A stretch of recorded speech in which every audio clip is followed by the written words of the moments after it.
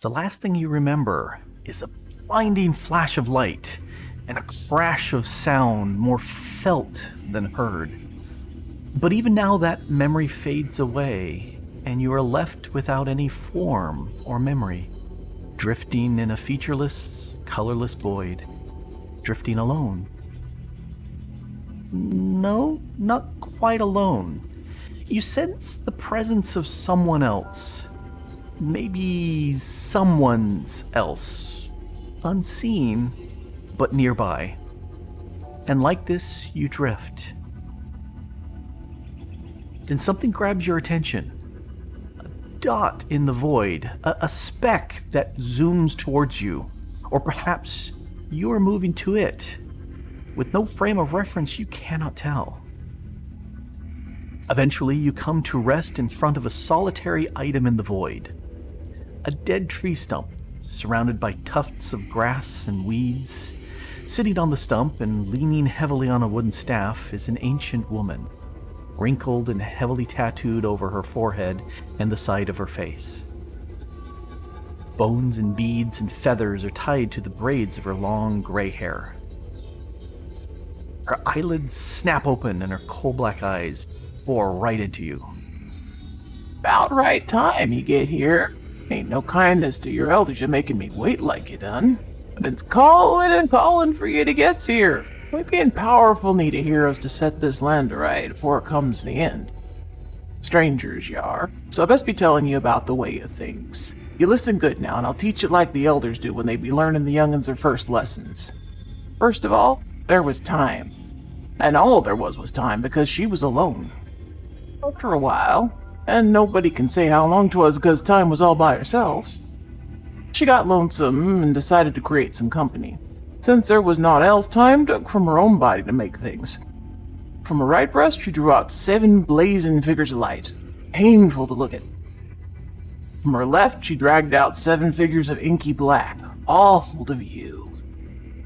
With the 7 lords of light, 7 lords of dark created, Lady Time quit off her making because she was no longer alone.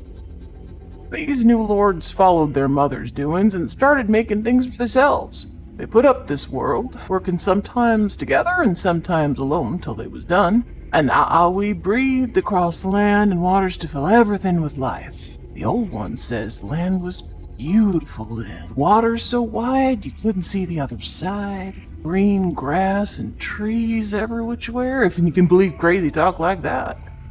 The old ones don't never tell us why. Just that something terrible must have happened to change the land. At some point, the waters dried up and the lands burned black, and the peoples had to hide out in the 3 valleys of life. Here and now, most of the land is rock, sand, and dust. Some says the Lords of Light have turned their backs to us, and we live now in the shadow of the Dark Lords. Some of the old ones says the world is accursed because of a powerful great wickedness done to it. All I know is we can't be going on this way. Nothing good lasts now, and all the great cities and great deeds do crumble and rot. Kindness is a-fading, and trust is near gone. But you are the answer to my long time's plea, and there'll be no time for a searching more. Belike it ain't no kindness to be dropping this burden all heavy like upon you with no warning, but needs must be if the land is to be saved. For the land must be saved.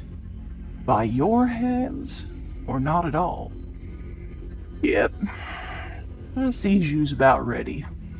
She peers carefully at you for a bit, then nods. You do your best, 'cause we've already seen the worst. Now get! With that, she puffs up her cheeks and blows out a gust of wind that sends you back off into the void to drift.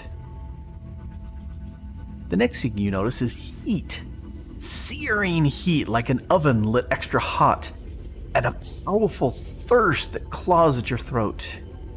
But these fade away as you wake up and blink into a featureless, bright gray sky.